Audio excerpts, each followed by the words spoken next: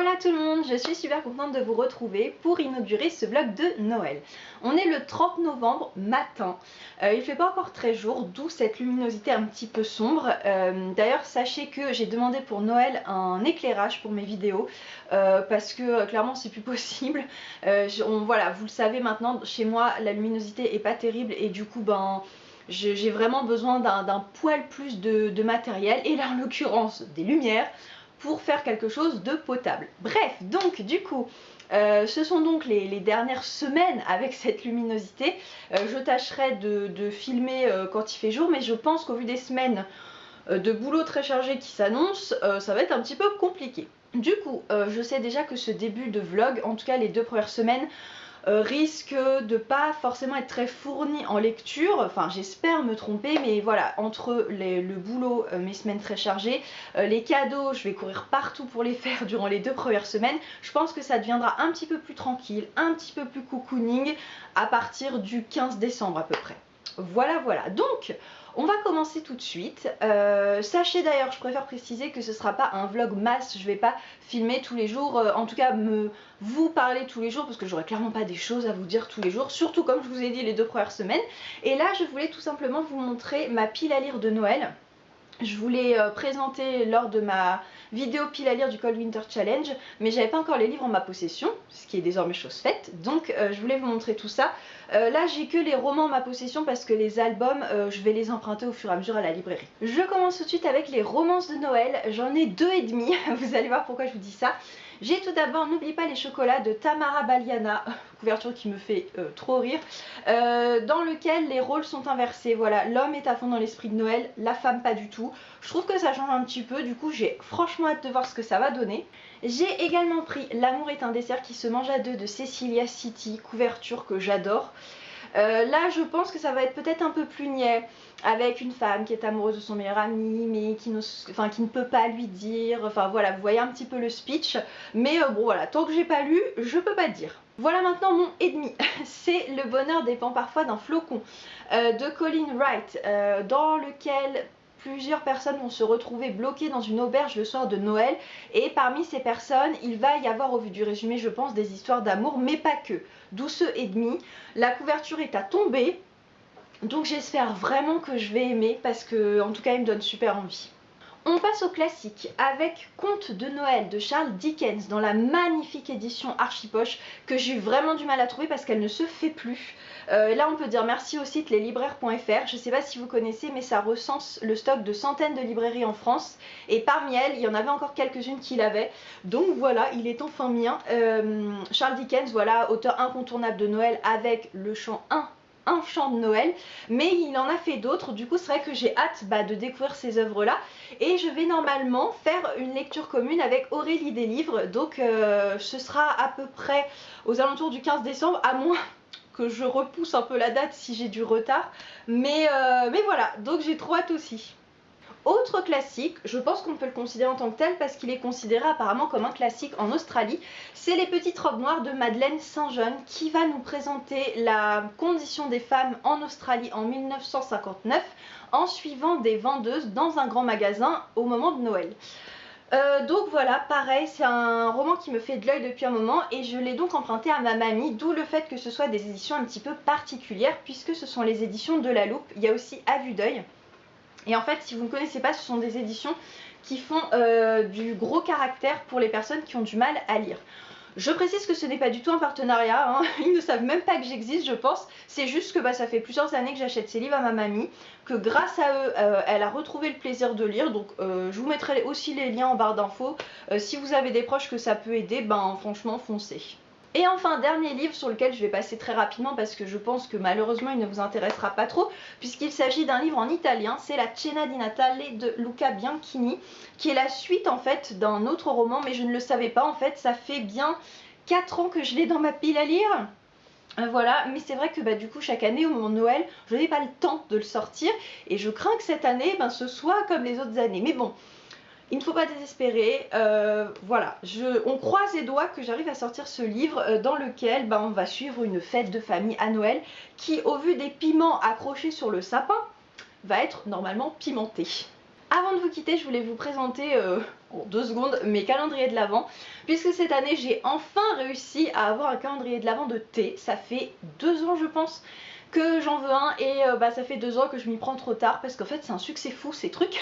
Donc j'ai réussi à avoir celui du Palais d'été qui est absolument magnifique. Je sais pas si vous verrez, il brille et tout. Franchement j'ai trop hâte, je vous montrerai à l'intérieur demain du coup quand je commencerai à ouvrir ma première petite case.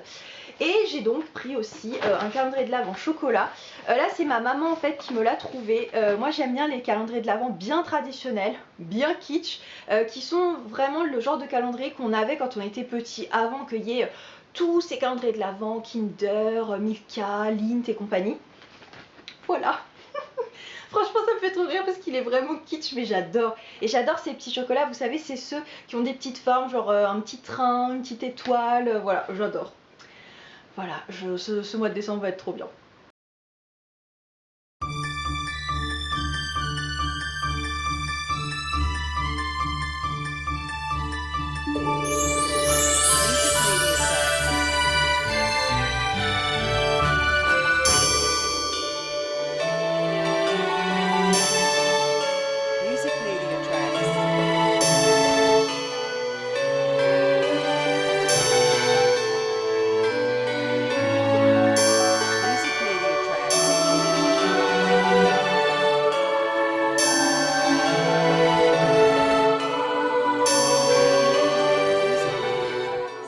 Bon, tout est bien qui finit bien. Ma vidéo idée cadeau de Noël sortira bien aujourd'hui sur la chaîne. Franchement, hier j'étais pas bien parce que j'ai passé tellement de temps sur cette vidéo. Le temps déjà de trouver toutes les idées, de tout filmer, de rajouter ma voix, de tout enregistrer, de chercher toutes les références. Enfin voilà, ça m'a pris un temps de dingue et il y avait un bug, elle ne voulait pas s'enregistrer en fait. Il y avait un de mes fichiers qui buguait mais c'était jamais le même. Enfin voilà, là mon logiciel m'en a fait voir de toutes les couleurs mais j'ai réussi à trouver une combine finalement. Et voilà, après 24 heures de tentative, ça a marché. Donc hier soir, elle s'est bien enregistrée. Elle s'est uploadée toute la nuit. Et donc ce matin, elle sort enfin. Alléluia quoi, franchement je suis trop soulagée. Je vous laisse le lien en barre d'infos si ça vous intéresse d'aller la voir pour trouver vous aussi des idées cadeaux. Moi de mon côté, je voulais vous dire que, donc on est le 3 décembre, mais je n'ai toujours pas pu commencer de lecture de Noël. Je sens que cette année ça va être plus compliqué que l'année dernière parce que je suis toujours bloquée sur Une chance sur un milliard de Gilles Le Gardinier. Alors bloquée entre guillemets parce que c'est pas une lecture que je n'apprécie pas, sinon j'aurais abandonné. Mais c'est juste que voilà, il est gros, 430 pages. Vous aurez mon avis dans mon bilan du Pumpkin Autumn Challenge que je tournerai ce week-end. D'ici là quand même je l'aurai fini. Mais c'est vrai que je tiens à le terminer avant de passer à mes lectures de Noël. Et voilà, je fais des grosses semaines en ce moment au boulot, donc j'ai pas forcément énormément de temps pour lire, donc ça traîne, voilà. Et je ne vois pas le moment arriver où je vais enfin pouvoir commencer pile à lire. Mais on y croit, donc normalement, à un moment donné dans ce vlog, un livre de Noël va arriver, mais quand, on ne sait pas.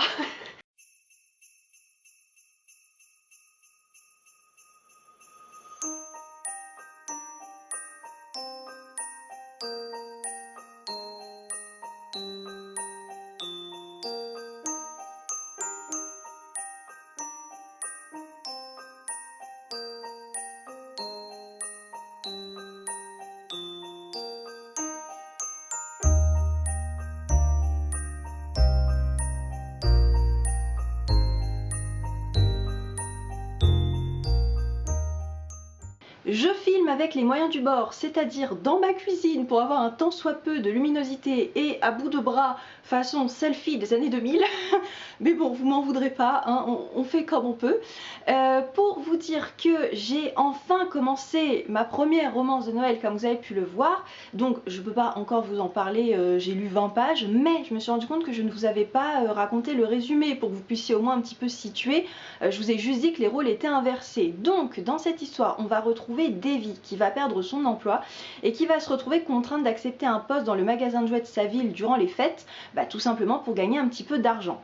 Elle va donc être contrainte de rejoindre tout cet univers de Noël qu'elle déteste et qui est clairement imposé dans le magasin avec des tenues de lutin, de la déco partout par le patron qui s'appelle Gabriel et qui lui est à fond dans l'esprit de Noël. Il porte des pulls moches, il a décoré toute sa maison, enfin voilà, pour lui c'est une tradition entière durant tout le mois de décembre, et donc ces deux-là vont se rencontrer et tous les codes sont réunis pour une super romance de Noël et j'ai hâte de voir ce que ça va donner.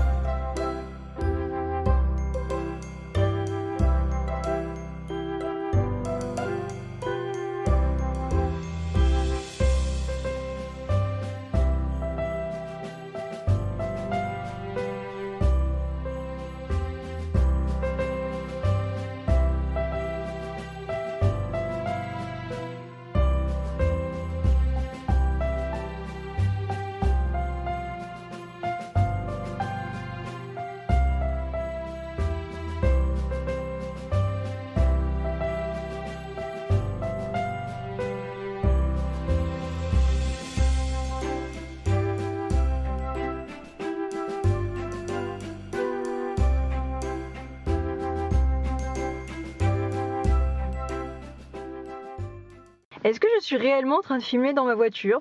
La réponse est oui. Mais en fait, si vous voulez, je pars le matin, il fait nuit, je pars le soir, il fait nuit. L'éclairage chez moi, on le sait maintenant, est pourri. En fait, ça me saoule. Et je me suis dit, le seul endroit où je peux filmer vraiment en plein jour, sans être embêtée, parce qu'il y a toujours quelqu'un avec moi et j'ai horreur de filmer quand il y a quelqu'un, et ben c'est ma voiture. Voilà. Alors pour l'instant, il n'y a personne qui passe, donc je ne pense pas que je sois considérée comme une folle. Mais voilà, donc je vais essayer de faire un peu vite. Donc, à 10 pages près, je suis à la moitié de N'oublie pas les chocolats, donc je voulais vous faire un petit point. Franchement, pour l'instant, j'aime beaucoup. La romance en tant que telle n'a pas encore commencé, ça prend son temps. Alors ça pourrait être considéré comme un défaut pour certains. Moi au contraire j'aime bien parce que voilà, ça va pas trop vite, c'est pas trop facile. Voilà, c'est des codes que j'aime plutôt bien. Alors si on reste dans les codes, il y a quand même des clichés. Voilà, c'est une romance de Noël, mais pas trop. Donc c'est vrai que pour le moment, franchement, j'apprécie pas mal ma lecture. À voir si du coup, ce sentiment positif va continuer jusqu'à la fin.